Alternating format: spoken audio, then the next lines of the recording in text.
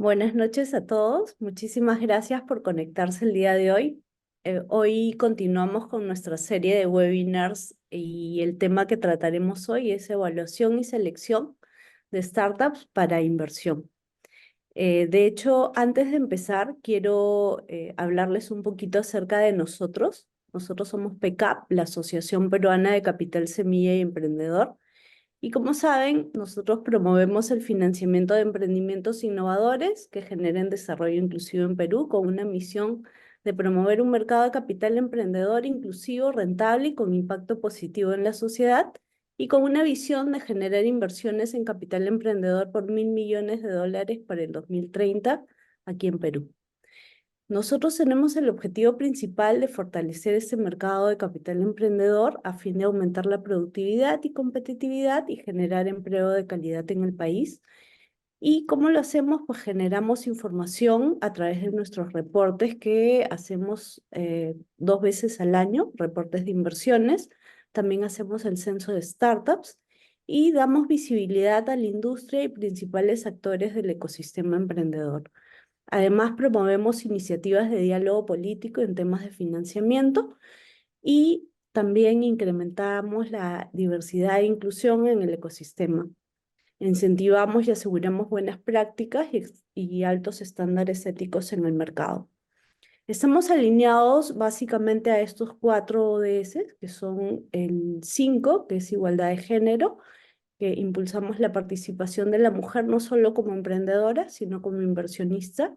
El 9, que es industria, innovación e infraestructura, que fomenta la innovación como un elemento crítico para el desarrollo del país. El 8, que es trabajo decente y crecimiento económico, que genera indirectamente empleo de calidad a través de la inversión en emprendimientos innovadores. Y el 10, que es reducción de las desigualdades, promoviendo la generación de bienestar inclusivo a través de la inversión y el emprendimiento innovador. Como PECAP, como asociación, contamos con miembros y estos tienen diferentes perfiles. Principalmente tenemos a los fondos de VC, tenemos también fondos CVC, que son los Corporate Venture Capital, redes de inversionistas ángeles, fondos AFI, aceleradoras. También tenemos a corporativos, incubadoras y los proveedores de servicio, que entre ellos tenemos centros de innovación, servicios financieros, compañías de tecnología, firmas de abogados y consultoras. Además, contamos con aliados, entre ellos tenemos a las asociaciones de la TAM, con las que también coorganizamos eventos y localmente tenemos a COFIDE, PROMPERÚ, el Ministerio de la Producción, PROINNOVATE y PROCAPITALES. Y ahora sí, quiero pasar al webinar. Como les dije, esta vez hablarán acerca de la evaluación y selección de startups para inversión. Y hoy nos acompaña Juan Cruz Valdés. Él es General Partner de ICIN VC. Él lleva 10 años invirtiendo en startups de la región, además es ingeniero industrial con un MBA y cuenta con 20 años de experiencia corporativa. También hoy día nos acompaña Elizabeth Acuña. Ella es partner de ABP Ventures. Es una firma de Venture Capital que ha invertido en 17 startups de Perú y otros países de Latinoamérica. Elizabeth tiene experiencia en inversiones y procesos de levantamiento de capital y ella ha sido vicepresidenta del directorio de PECAP, founder de Women Empowerment y Project Manager de We Exchange. Y bueno, también hoy va a moderar este panel Evelyn Gómez. Evelyn es Program Manager de UTEC Ventures. Ella tiene 8 años de experiencia trabajando en el ecosistema de inversión y emprendimiento peruano y ha sido emprendedora tecnológica en el sector de educación. Ha liderado el programa de Startup Perú y actualmente lidera distintos programas de innovación en UTEC Ventures. Bueno, ahora sí, les doy el pase y por favor, Evelyn, te invito a presentar. Buenísimo, muchas gracias Jenny. ¿Cómo están todos? Buenas tardes aquí.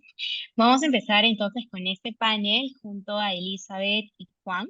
y quería que por favor Elizabeth y Juan empiecen presentándose y presentando su fondo para que todos conozcan cuál es el tipo de startups en el que ustedes invierten hoy en día. Súper, si quieres, empiezo yo. ¿Qué tal? ¿Cómo están todos? Buenas tardes. Muchas gracias por conectarse un miércoles a las 6 de la tarde. Valoramos mucho el tiempo que nos están dedicando. Jenny mencionó un poco de mi experiencia para darles un poco más de contexto. ABP Ventures es una firma que invierte en etapa temprana. No hacemos inversiones en pre-semilla. Nos hemos enfocado mucho en Perú porque todo el equipo está en Perú y es el mercado que mejor conocemos, pero también hemos hecho inversiones en México, en Argentina, en Chile, y Colombia es el segundo mercado donde más inversiones hemos hecho. Empezamos con una tesis bastante agnóstica, hemos invertido en fintech, en educación, en futuro del trabajo y soluciones para B2B, y hoy nos estamos enfocando un poco más en lo que son B2B y ya no estamos buscando tantas startups en B2C. Y para nosotros diversidad es algo muy importante y eso nos ha llevado a tener 59% del portafolio con female founders. Entonces, feliz de estar aquí y resolver cualquier pregunta. Hola a todos, yo soy Juan Cruz, un poco como decía Jenny antes, soy General Partner de iThink. Antes de lanzar iThink junto con Jazmín, mi socia, Jazmín Gustale, trabajé 20 años en el mundo corporativo. En 2012 empecé a invertir en startups como Ángel, un poco como hobby, después armé un fondo de capital familiar que lo mantenía también en paralelo a mi trabajo como hobby. Y en 2021 transformé mi hobby en mi profesión, ahora me quedé sin hobby, entonces me dedico a mi hobby y me quedé sin hobby. Así que estoy 100% dedicado a iThink, que es un fondo de etapa temprana, invertimos en presemilla y semilla y acompañamos a las compañías de esta serie A. Somos agnósticos en sectores y lo que hacemos distinto, lo que nos apasiona hacer y el motivo por el cual todo el mundo nos conoce es porque tenemos un foco geográfico específico en 5 países que son Perú, Ecuador, Bolivia, Paraguay y Uruguay. Buenísimo, muchas gracias, Eli y Juan. ¿Nos pueden empezar contando cuáles son los principales criterios que utilizan en sus fondos para evaluar a estas startups en etapas iniciales? Puedes empezar, Juan, y luego Eli. Dale, empiezo yo y después Eli vos complementás. Yo creo que hay criterios que son comunes a todos los fondos que tienen que ver con la mecánica de un fondo de venture capital, sobre todo cuando uno invierte en etapa temprana, ¿no? En donde no hay tanto recorrido de la compañía y uno evalúa mucho más el potencial del proyecto, ¿no? Entonces ahí obviamente tiene que ver mucho el tamaño de la oportunidad, cuán grande es esto si sale bien. También nosotros nos miramos mucho en si los modelos de negocios y los emprendedores van a poder crear defensibilidad en el largo plazo, o sea, si van a poder capturar el valor que crean en el largo plazo. Y por supuesto, y esto es común a todos los que invertimos en etapa temprana, el equipo fundador, ¿no? Podemos profundizar un poquito más en términos del equipo después, pero serían como las tres criterios generales. Después, particularmente en iThink, nosotros evaluamos también el impacto, evaluamos también la atracción y evaluamos lo que llamamos el path to exit, el camino hacia el éxito. Bueno, estamos muy en líneas.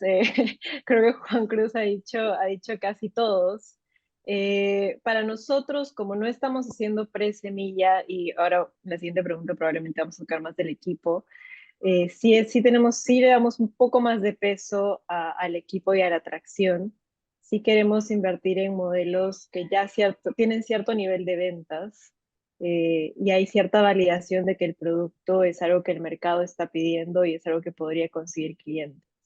Y por ese lado también el potencial de éxito para nosotros es algo clave, es uno de los criterios que evaluamos que tiene más importancia para nosotros, principalmente porque y eso es importante tener claro, ¿no? Cuando uno está evaluando este tipo de inversiones y cuando uno está haciendo una startup y quiere que un fondo de inversión invierta, es porque en algún punto va a querer vender esta solución para que los inversionistas retornen su capital. Entonces, parte de nuestro análisis viene de saber qué caminos podríamos tener para vender esta solución. Si hay un solo camino, tal vez la inversión se vuelve mucho más riesgosa, pero si podemos identificar 3, 4 o 5 caminos de potenciales salidas para la empresa, eso nos hace sentir un poco más tranquilos. Mencionabas, Eli, que ustedes ya no están haciendo pre-semilla, sino solo semilla. Entonces, ¿cuál es ahí como la línea divisoria al momento de evaluar las startups que están viendo, ok, estas sí son potenciales inversiones y estas no?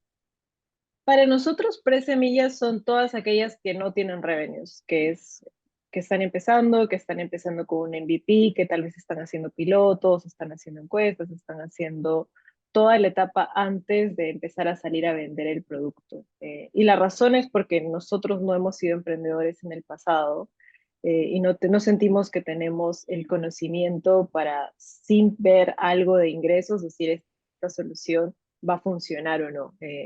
Tampoco tenemos una aceleradora dentro de nuestro proceso, tampoco tenemos, no vamos a involucrarnos en la operación del negocio. Entonces, para nosotros, si no tiene revenues, sería muy temprano para evaluar una inversión, pero sí queremos conocer a las startups mucho antes de invertir. Nosotros somos mentores de varias startups, de varias aceleradoras, de varias incubadoras, justo para generar esta relación de confianza y cuando estén listos para nuestro proceso, ya iniciamos un proceso de inversión. Ok, y en términos de revenue, ¿hay un mínimo que necesiten o puede ser algo muy pequeño? No hay un mínimo, creo que lo más importante es entender si ya existe un P por Q, si hay un pricing que ya se ha definido, si hay algunos clientes con los que están empezando a vender, si ya han podido, al menos han podido vender uno o dos a dos clientes, hablando de clientes corporativos, hablando de clientes B2B, regresando a Ujú. que ya no estamos haciendo B2C.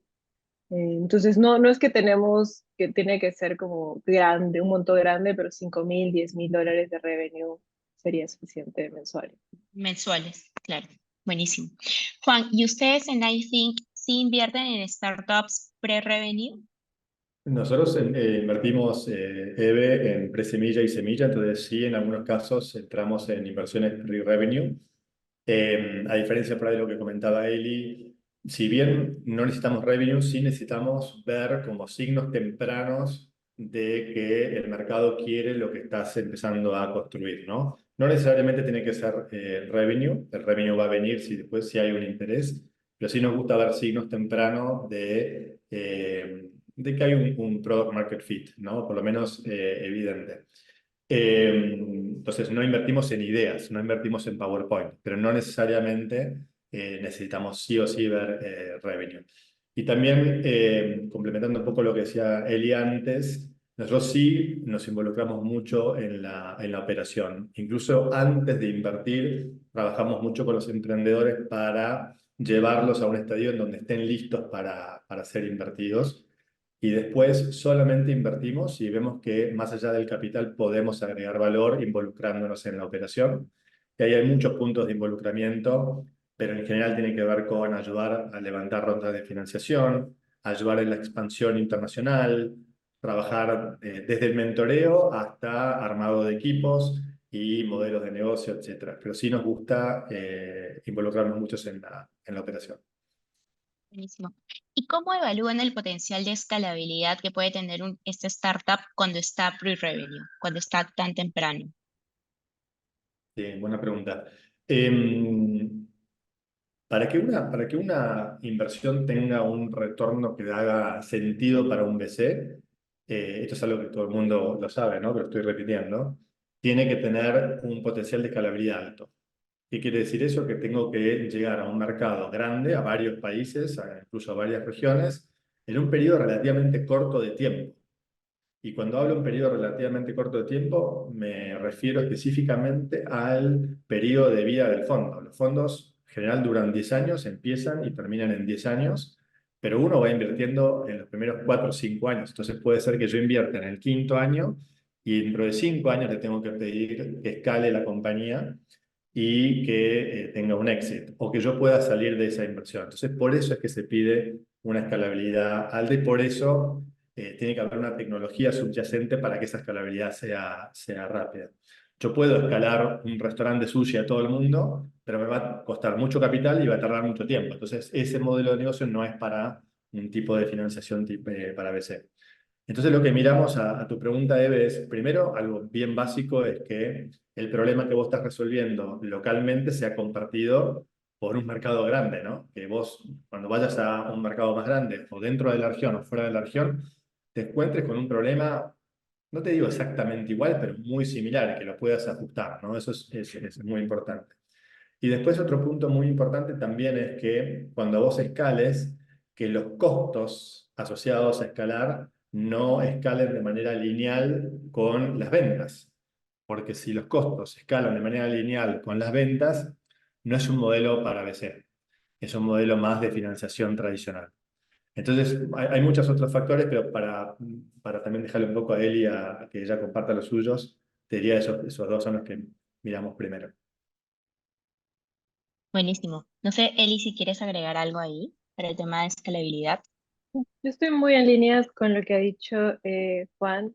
Hay una relación entre mercado y escalabilidad y la otra métrica que funciona cuando ya tiene más revenue y un poco más de historia es el LTV CAC, ¿no? Como que es un poco en líneas de lo que decía y como puede un crecimiento lineal, pero cuando estás viendo una LTV CAC por encima de 3, probablemente esa va a ser una solución un poco más escalable que otras.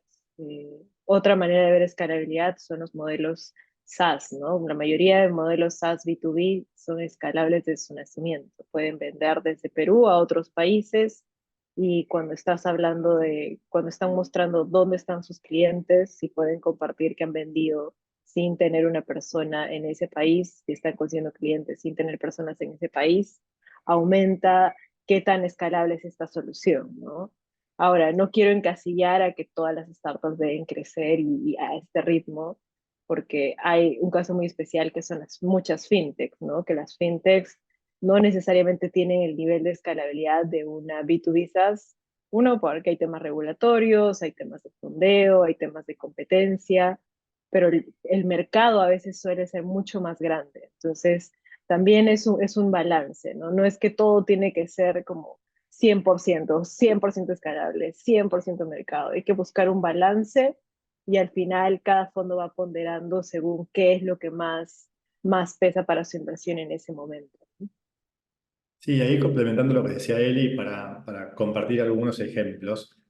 A veces a nosotros nos gusta mucho también ver el emprendedor o la emprendedora que empezó en su país, que puede ser Perú, por ejemplo, y se expandió como piloto a un país vecino, aunque sea pequeño, para probar la gimnasia de la expansión. Tenemos, por ejemplo, dentro del portafolio una compañía que se llama Mobi, de micromovilidad eléctrica compartida, que es boliviana y ya tiene una expansión a Paraguay, que es un mercado también pequeño, pero van probando la gimnasia de la expansión a nivel del equipo, a nivel de la operación, para después, y ahora van a hacer a fin de año, una expansión a Perú, que sí es un mercado bastante más grande, para después ir a otros mercados incluso más grandes de la región. Entonces, siempre nos gusta ver también ese ejercicio, esa gimnasia de expansión por ahí en ambientes un poco más controlados para después ir a mercados más grandes y más competitivos. Mencionan mucho el tema de que el mercado sea lo suficientemente grande y también comentaban al inicio que ustedes están enfocados en ciertos mercados en específico. Entonces, a nivel de fondo, ¿ustedes cómo evalúan que el mercado al que está apuntando una startup es lo suficientemente grande? Porque claro, que hay que considerar también la competencia que pueda tener en distintos mercados, los usuarios a los que se están dirigiendo. Y usted, o sea, los equipos de los fondos no son tan grandes, ¿no? Entonces, ¿cómo hacen esta evaluación para ver si realmente se está apuntando a un mercado que puede ser muy grande? Es relativo, cuando tú hablas o hablas con fondos en México, ellos te dicen como mercado grande, $100 millones, revenue que en algún punto puedas tener 100 millones de revenue. Eh, y eso es un mercado México. Entonces, hay una línea muy fina para mí, porque tampoco me encanta el feedback de dar como tu mercado es muy pequeño o tu mercado no es lo suficientemente grande para inversión de VC. Creo que hay varios factores que pueden entrar en consideración. Uno, lo que tú decías de la competencia, si realmente hay demasiada competencia en ese sector y el mercado no es lo suficientemente grande, es decir, si tomaras todo el mercado, solamente tendrías 50 millones de dólares en ventas, digamos. Es un supuesto. Si tomaras todo el mercado, si fueras la única solución para ese mercado, eso probablemente para VC sería un poco pequeño, porque no vas a llegar a ese nivel en 4 o 5 años que necesitamos salir, ¿no? El problema es un poco también el plazo que nosotros tenemos y la limitación que tenemos de vender. Entonces, no tenemos tanto tiempo para que la empresa crezca todo lo que debe crecer para nosotros poder salir en el plazo del fondo.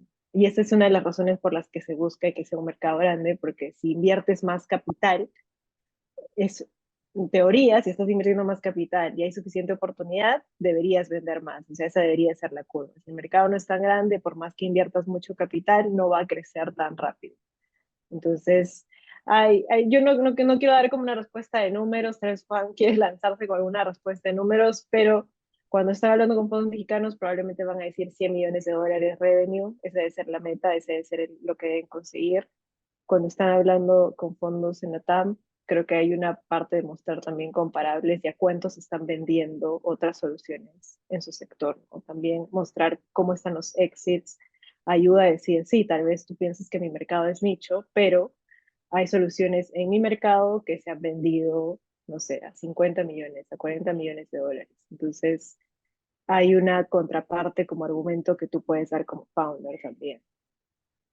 Sí, ahí Eli, para complementar lo que estás compartiendo, en nuestro caso, ahora yo cuando miro un deck de una compañía, probablemente el slide que menos le presto atención es cuando me dice tamaño de mercado, 2 billones de dólares, porque, no sé, yo produzco autos y el mercado de autos del mundo es 1 trillón de dólares. No sirve eso, porque si bien el mercado puede tener ese tamaño, en realidad no dice mucho.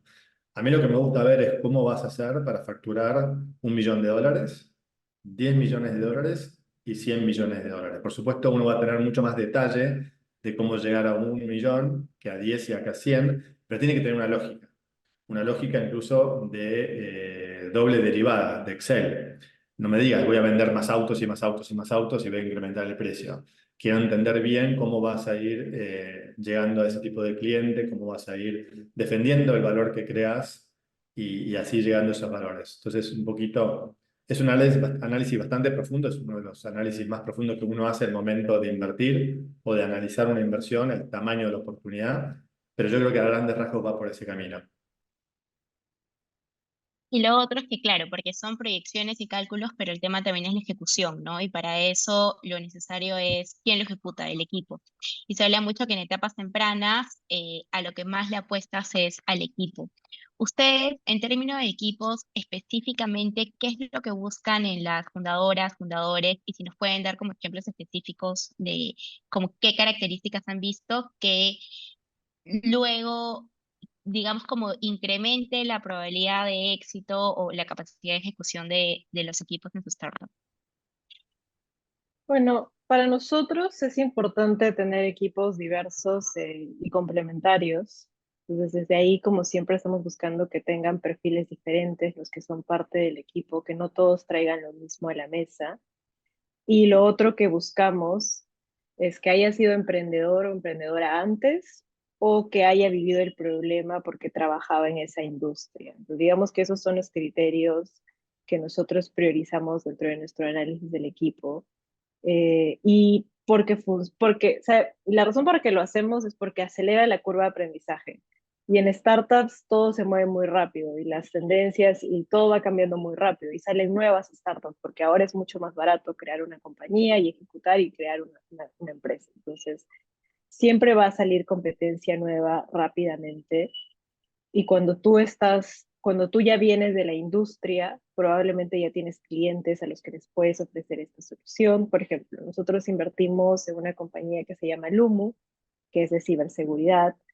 El founder, Ricardo, antes hizo otra compañía de ciberseguridad, la vendió, tuvo un éxito muy bueno, luego decidió hacer otra enfocada en ciberseguridad, pero a nivel más escalable, pero ya tenía los contactos de potenciales inversionistas, tenía los contactos de potenciales clientes, entonces hacer esto de nuevo ya no le fue tan difícil, ¿no? Y le va muy bien, la verdad es que es una de las compañías del portafolio a la que le va mejor. Lo mismo para nosotros con Hanti, que es una empresa colombiana que ayuda en temas de contratación. El CTO venía de Platzi, entonces ya sabía cómo crear tecnología rápido, iterar rápido. El CEO venía de hacer otras startups que no le fueron bien, que está bien, eh, y aprendió mucho y ha traído todo ese conocimiento a Hanti, y Valentina sabía crear comunidades, que era lo que ellos necesitaban también. Entonces, a veces ese mix de cosas que ya has aprendido lo aplicas y acelera esa curva de aprendizaje que es fundamental cuando estás creando una empresa de tecnología, ¿no? La facilidad también de iterar y cambiar, ¿no? Cuando ya has trabajado en startups, es un poco más fácil decir esto no está funcionando, hay que cambiar, ¿no? Hay que cambiar rápido, se toman decisiones rápidas.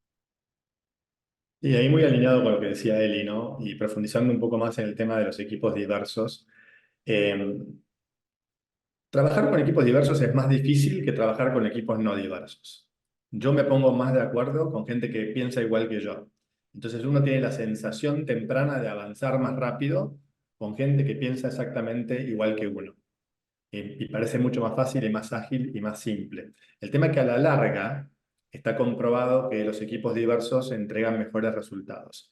Y eso es porque, lo decía bien Eli, las visiones se complementan y mis puntos ciegos son los que descubre la otra persona porque tienen otro background, otra experiencia, otra forma de ver las cosas, otro estilo personal. Es más difícil gestionar un equipo diverso, pero a la larga entrega mejores resultados. Entonces, además de tener equipo diverso, para que la diversidad se pueda expresar, tenés que tener una cultura inclusiva. De nada sirve tener un equipo diverso en donde, porque el CEO dice que hay que pensar así, todos tienen que pensar a mí así y yo no me puedo expresar. Entonces vos tenés que tener primero todos los ingredientes para hacer una buena receta, pero después mezclarlo bien en la olla. Si vos no mezclas bien en la olla, no sale bien la sopa. Y eso es la cultura de inclusión. También, sumado a lo que decía Elia, a nosotros nos gusta ver lo que llamamos Founder Market Fit, o sea, que el emprendedor, la emprendedora conozcan bien la industria, conozcan bien el problema en el cual están intentando resolver.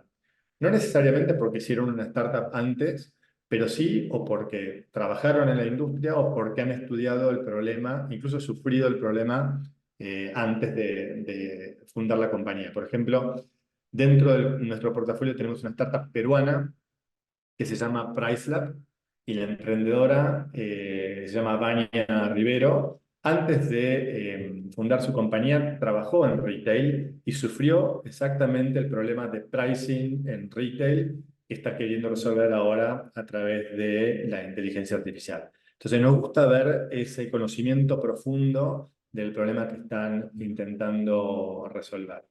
Y otro punto, y no me quiero extender tanto, es que las emprendedoras tengan eso que se llama el growth mindset, esa mentalidad de crecimiento, esa mentalidad por desafiar sus formas de pensar, escuchar otros puntos de vista, ser flexibles también cuando reciben un feedback. Es muy difícil trabajar con emprendedores cuando vos das una opinión y, bueno, saben todo y no podés entrar por ningún lado. Y no es que uno sabe todo, pero también ha visto muchas otras cosas, entonces por ahí sugiere algunas cuestiones. Entonces a nosotros nos gusta trabajar con emprendedoras que tengan esa mentalidad de crecimiento, esa curiosidad, esa flexibilidad, por supuesto la resiliencia y todo lo que trae aparejado lo que se llama en inglés el growth mindset. Buenísimo. Y en temas de impacto, aparte de buscar equipos diversos, ¿ustedes integran alguna otra variable de impacto dentro de su proceso de selección? Sí, en nuestro caso, nosotros si bien no somos un fondo de impacto, siempre decimos que nos gusta generar impacto con las inversiones que hacemos. Entonces, solamente vamos a invertir en compañías que estén utilizando tecnología para resolver un problema tangible de la región, de nuestros países. Si no vemos esa conexión, no está en tesis para nosotros. Por ejemplo, nosotros no vamos a invertir en un videojuego. Puede ser un excelente negocio, pero nosotros no vamos a invertir en un videojuego. Nosotros no vamos a invertir en un crypto exchange. Sí podemos invertir en una compañía que esté utilizando tecnología cripto, blockchain, para, por ejemplo, remesas. Nosotros no vamos a invertir en una app de citas, ¿sí? Entonces siempre buscamos una conexión con un problema real. Y en nuestro caso tenemos una tesis, primero conceptual de impacto, en donde buscamos impacto tanto a nivel de planeta, o sea, medioambiental, y también a nivel social, inclusión social. Entonces lo que hacemos al momento de evaluar una oportunidad de inversiones, tenemos un tablero que desarrollamos internamente, que lo desarrolló Dani Tagle, que también es peruana, que trabaja con nosotros, es nuestra especialista de impacto, en donde nos da un score, una evaluación de cuánto es el impacto potencial que está teniendo esa compañía. Por supuesto, no es matemática pura, no es que a partir de esta línea es impacto y a partir de esta línea no lo es, pero sí nos da un poquito más de data más dura como para decir si hay o no impacto. Súper. Buenísimo. Nosotros tampoco somos un fondo de impacto, pero igual que FanCruz, solo invertimos en startups que están resolviendo problemas reales de Latinoamérica. Y la verdad es que hay tantos problemas en Latinoamérica que creo que hay mucha oportunidad de inversión. Entonces, no siento que nos estamos perdiendo de algo por estar enfocados en esa tesis. Y nosotros medimos todo lo que son métricas ESG, entonces lo hemos integrado, hemos tratado de integrar preguntas relacionadas a ESG en todo nuestro proceso de inversión, desde que hacemos screening hasta que van a un comité, luego dentro de nuestro proceso de due diligence también tenemos como un checklist de que no tenemos la tabla, me encantaría, y luego Juan Cruz te la voy a pedir para ver si puedes enseñarme Con cómo mucho se ve, gusto, me claro que parece sí. súper interesante. Y luego a nivel portafolio tenemos métricas de seguimiento para ver por dónde se está yendo el impacto, ¿no? Al final, lo más difícil para mí de impacto es cuantificarlo. Entonces estamos intentando crear algunas métricas que nos permitan cuantificar el impacto del portafolio. Entonces en esas líneas lo incluimos y para nosotros, en términos de ODS, todo lo que sea reducción de desigualdades, equidad de género, es una de las cosas claves que estamos buscando medir y resolver. Sí, Buenísimo. sumo un Entonces, comentario con respecto al impacto, porque es algo que siempre surge en estas charlas, ¿no? Hacer inversiones que generen impacto no va en detrimento del retorno financiero. Los fondos de Venture Capital, no, corregime, pero seguramente es así, Eli, en el fondo que vos liderás, y en nosotros es un fondo que busca retorno financiero y además solamente invierte en compañías que estén generando un impacto. No quiere decir que si yo estoy eligiendo compañías que generen un impacto, no vaya a tener el retorno financiero que tendría si no eligiera ese tipo de compañía. Entonces es muy importante siempre dejar claro que vamos a entregar el retorno financiero a nuestros inversores y al mismo tiempo vamos a entregar también el impacto, bueno, en nuestro caso, planeta y social también. claro, ustedes están buscando startups que tienen que tener alto potencial de escalabilidad, que tienen que tener impacto y un alto retorno, ¿no? Ustedes como fondo para atraer a las mejores startups y posicionarse con ellos. Bueno, nosotros tenemos diferentes canales de sourcing. Uno es el sencillo, que es nuestro sitio web, donde tenemos una aplicación donde cualquier startup puede computar sus datos y siempre tenemos una persona del equipo que está recibiendo esas aplicaciones. Tenemos mucho también de referidos de otros fondos, referidos de otros inversionistas ángeles, y tenemos otro que es el que nosotros proactivamente estamos buscando, ¿no? Nosotros siempre estamos buscando startups de manera proactiva. Y lo que nos ha ayudado a nosotros a tener buenas compañías, uno es que somos un fondo muy cercano a las startups. La verdad es que siempre que nos han pedido una llamada, nosotros hemos intentado tomarla, así sea una llamada corta. Buscamos ser la primera puerta que tocan las startups. En la mayoría de casos en Perú nos ha pasado que hemos sido el primer fondo que las startups están tocando la puerta. Y eso es porque realmente para nosotros es muy importante conocer a las startups cuando están empezando y seguir cómo van creciendo, porque nos permite generar una relación de confianza y lo hemos visto al momento de negociar los términos de inversión, al momento de firmar los contratos, al momento de decidir cuál va a ser el cap, cuál va a ser el valuation, que es mucho más sencillo cuando conoces al equipo 6 meses o 9 meses antes. Y lo otro es que tenemos un pool de advisors súper potente para las inversiones en las que vamos a invertir. Tenemos personas de tech que manejan, que son vicepresidentes en Globant, tenemos personas de recursos humanos que han trabajado en LinkedIn, tenemos otras personas especialistas en ventas B2B. Entonces, nosotros como equipo lo que intentamos es conectar este talento que tenemos de advisors con las empresas en las que vamos a invertir para mejorar su crecimiento. Y lo otro es que todo lo que sea fundraising ayudamos mucho al portafolio. Fundraising es, digamos, que donde nosotros somos mejores, tenemos un ratio multiplicador de capital de 6x nuestra inversión. Entonces, fundraising para nosotros, y es donde más hemos ayudado, les ayudamos a armar su data room, hacemos decks, hacemos modelos financieros. No vamos a entrar a decirte cuál va a ser la estrategia de la empresa, pero sí conocemos de fundraising y todo lo que sea al gobierno corporativo, armamos los directorios, buscamos las personas claves para que participen del directorio.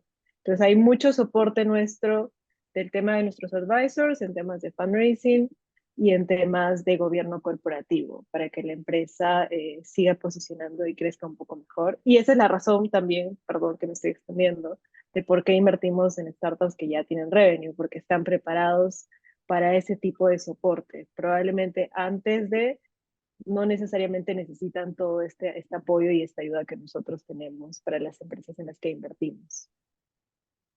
Una gran pregunta, Eve, esa. Es muy fácil para los fondos decir que invertimos en las 20, 30 mejores startups de la TAM. No es tan fácil hacerlo. En nuestro caso, acotamos mucho nuestro scope geográfico, como les contaba, 5 países: Ecuador, Perú, Bolivia, Paraguay y Uruguay.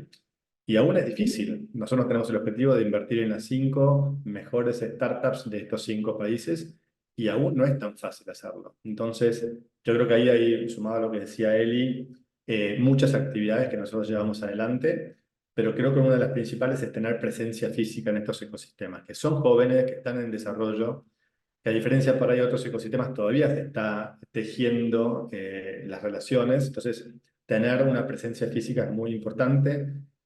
Jazmín y yo viajamos todos los meses a uno de los países y nos quedamos toda la semana. Y ahí hacemos reuniones no solamente con emprendedores y emprendedoras, sino también con colegas, con aceleradoras, como puede ser, bueno, las que están en Perú.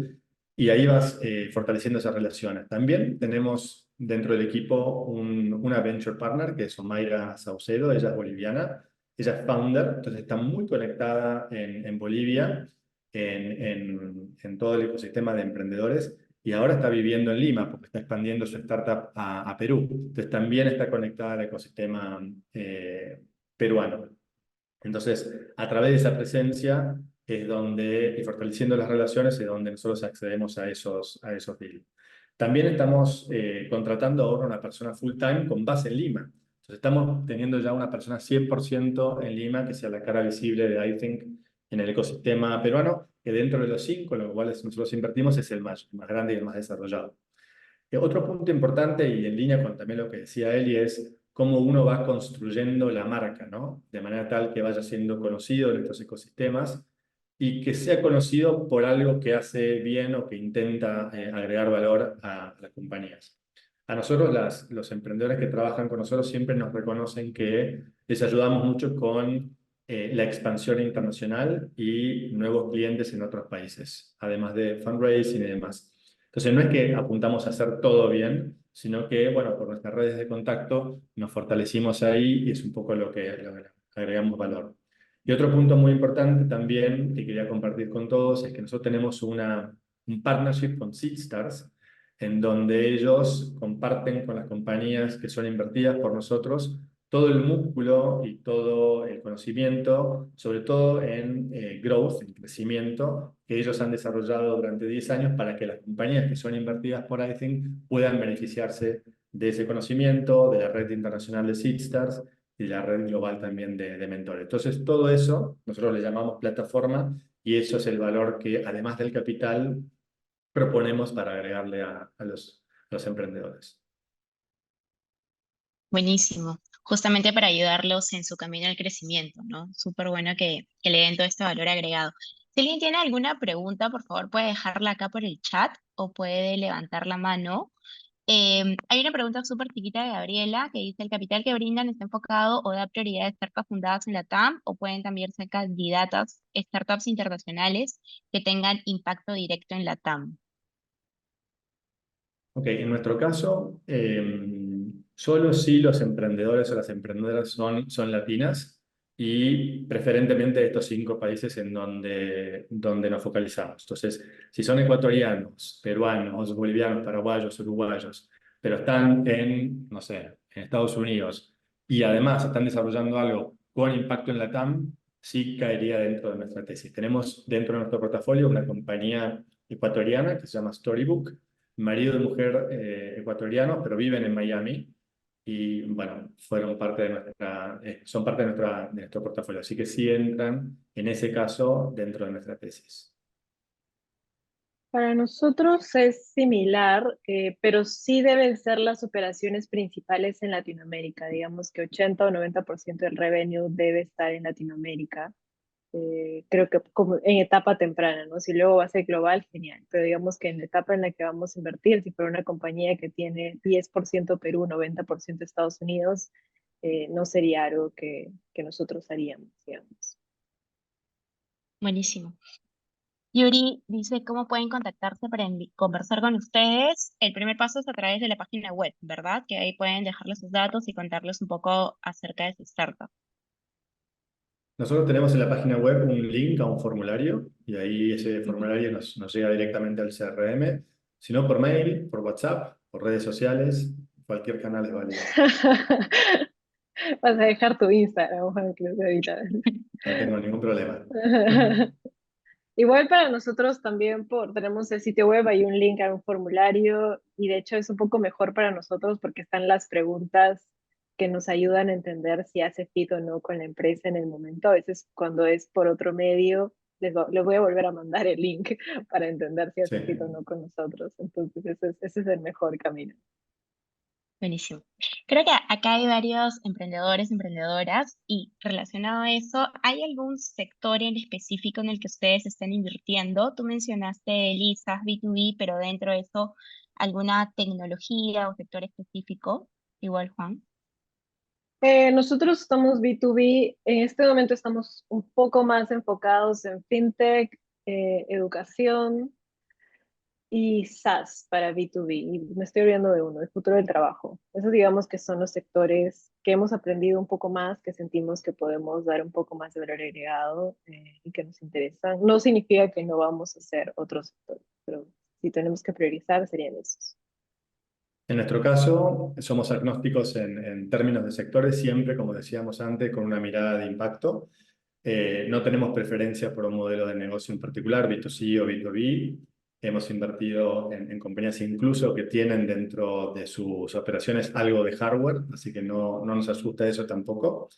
Y en términos de tecnología, Eve, no, bueno, no voy a decir nada nuevo, pero a mí me costaría mucho hoy invertir en una compañía que no esté utilizando inteligencia artificial generativa en algún punto o central o tipo enabling para su modelo de negocio. Me parece que hoy la inteligencia artificial es como, no sé, hace 10 años o un poco más, 15 años el teléfono móvil o hace 25 años Internet. Ya es como va a ser parte de las herramientas que utilicen las compañías.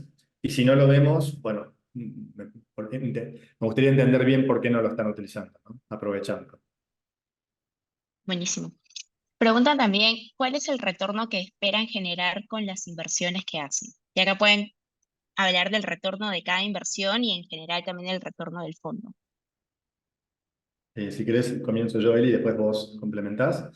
En nosotros tenemos un objetivo de entregar a nuestros inversores un retorno de 3 veces el capital invertido neto de fees y de carry. Y para que eso suceda, la matemática financiera interna, y esto es muy importante también que lo conozcan los emprendedores, porque sobre esa matemática financiera que funciona todo el racional de evaluación incluso del potencial de retorno de una compañía. Dentro de nuestro modelo financiero, nosotros asumimos que el 50% de las compañías van a morir. El 30% de las compañías van a devolver el dinero, 1 o 2 veces el capital, y solamente el 20% van a retornar 10x o más. El problema es que no sabemos cuáles son, entonces tenemos que hacer un portafolio.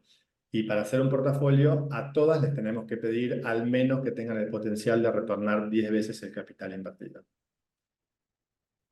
De nuestro lado es muy similar. Buenísimo. También nos preguntan si han invertido en startups que hayan tenido una inversión privada previa o de alguna incubadora aceleradora. Y creo que acá la pregunta enfocada también, o sea, ¿cómo evalúan el cap table, la distribución de equity que ya tienen las startups? Sí, o sea, siempre hemos coinvertido, de hecho, con UTEC, con Evelyn, hemos coinvertido en varias startups, hemos invertido en varias del portafolio de UTEC, entonces, de hecho, es mejor para nosotros cuando vienen de una aceleradora o una incubadora en algunos casos, porque están un poco más preparados para levantar capital, ya han recibido todo este feedback y este input de la aceleradora y nos ayuda. Y en términos del cap table, es importante cuidar el cap table, más que nada tomando en cuenta que van a haber varias rondas de capital, ¿no? Entonces uno no tiene que diluirse tanto en etapas tan tempranas. Creo que lo que la meta sería llegar a una serie A con un poquito más del 60% del capital que pertenece a uno de los founders. Es difícil, pero digamos que eso sería el ideal llegar. Entonces en cada ronda tratar de diluirse 10%, 20% es alto ya ahora, 10%, 15%, tal vez podría ser. Y tener mucho, y solamente para dar ahí un tip, mucho cuidado con los saves. Los saves son muy buenos porque uno puede confirmar y ya está, pero a veces cuando vas firmando tantos saves, luego cuando conviertes, ves que tu cap table te quedaste con 5% de la empresa, solamente porque firmaste y firmaste y firmaste saves y no se ve tan tangible cuando lo ves en el cap table. Entonces, si van a estar firmando saves, tengan su Excel de cómo se ve eso, cómo se vería en el futuro cuando conviertan para que no se les vaya a ir de la mano. Hay casos de startups que se han dado cuenta muy tarde que ya había mucha dilución. Y buen punto ese, Eli, de los saves, entender bien la mecánica de dilución y la diferencia entre un post-money save y un pre-money save, que funcionan completamente distintos en términos de a quién diluye, ¿no? Sí. Muy alineado con lo que decía Eli. Probablemente la pregunta está más apuntada a algo que a veces nos pasa, sobre todo en ecosistemas jóvenes, en donde recibimos compañías que tienen cap tables un poco desorganizados, no por mala fe de los inversores, sino más bien por desconocimiento, ¿no? El emprendedor, la emprendedora sale a buscar capital, consigue su capital inicial y por ahí, por desconocimiento tanto de la emprendedora como del inversor, entrega demasiado equity y eso es un problema que después se arrastra y es muy difícil de corregir. Nos ha pasado 2 veces en compañías en donde recibimos un cap table que estaba un poco diluido los founders y tuvimos que trabajar con otros inversores para ir organizándolos en rondas sucesivas. Entonces, la recomendación de Eli es pensar en una dilución de 10, máximo 15% por ronda, creo que es un buen estándar como para tener en cuenta. Después varía un poco por tipo de industria, a veces las diluciones en industrias que necesitan más capital son un poco mayores, como puede ser biotech o deep tech, pero en líneas generales pensar en etapas tempranas, dilución de 10 a 15%, máximo 20% está dentro del rango. Buenísimo. Y ya solo para cerrar, ¿cómo ven el futuro de las inversiones del ecosistema de startups en Perú y recomendaciones que tengan para emprendedores, para founders que están empezando y que quieran levantar capital de venture capital? Bueno, en verdad, a mí me encantan los founders en Perú.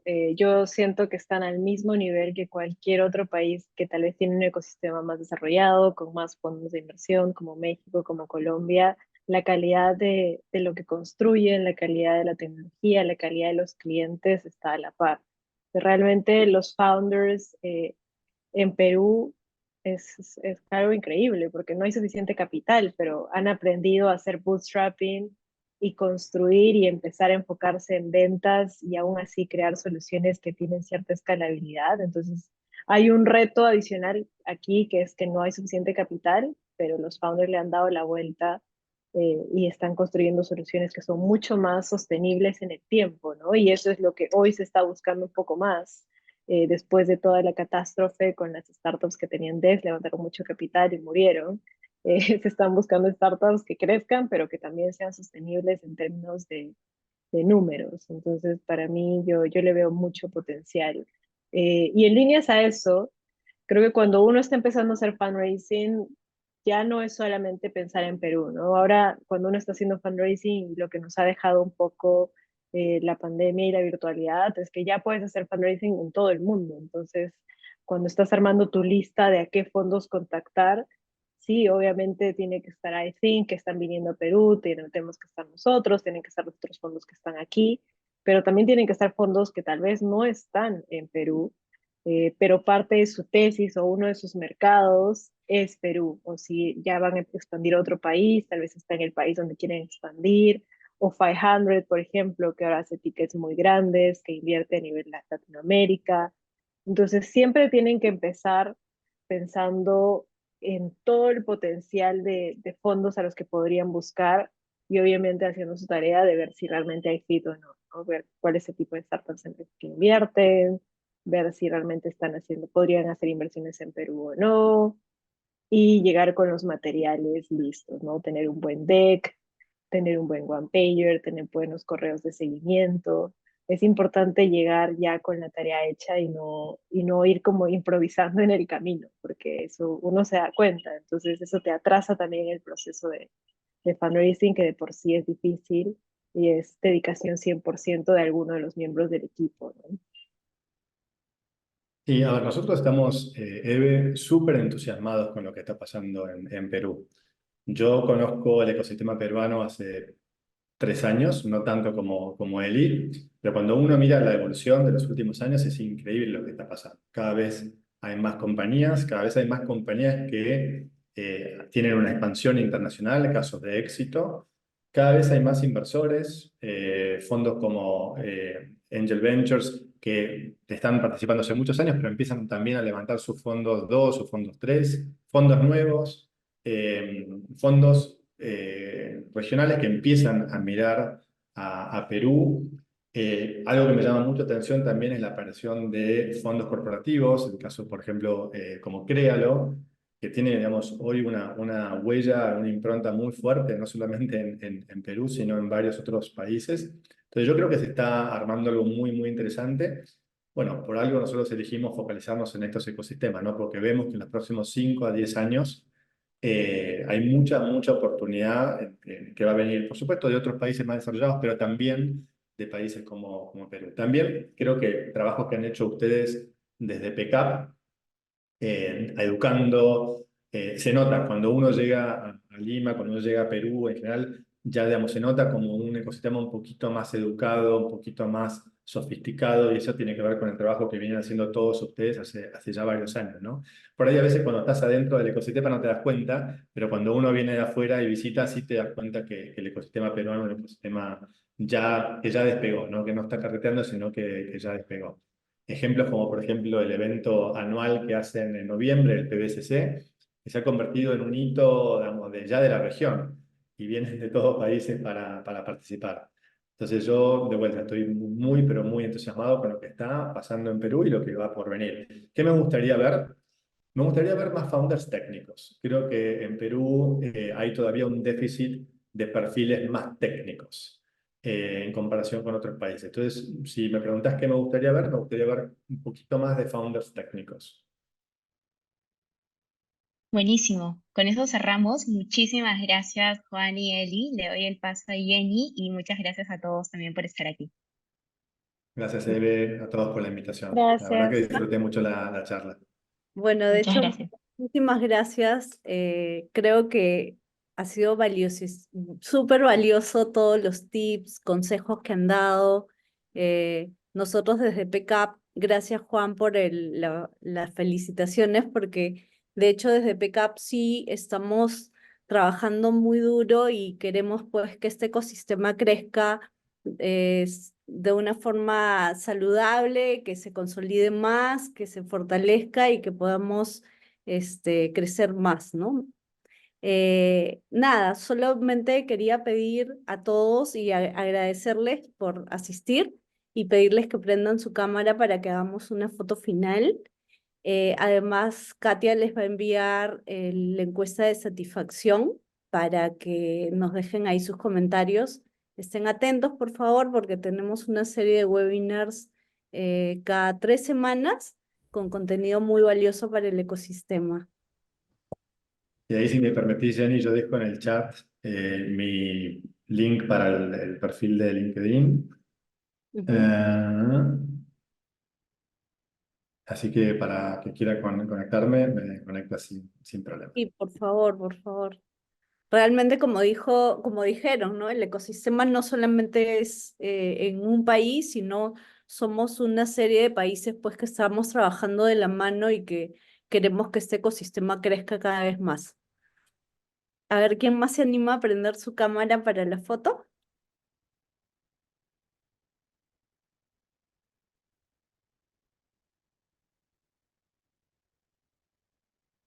Listo. Gracias. Ya, a ver, a la cuenta de 3 voy a tomar la fotito. 1, 2, 3. A ver, una más. Listo. Gracias, Katia. Gracias a todos. Muchísimas gracias, Eli, Eve, Juan Cruz. Muchísimas gracias. Chao, buenas tardes a Gracias, todos. que estén bien. Gracias. Chao. Chao, muchas gracias.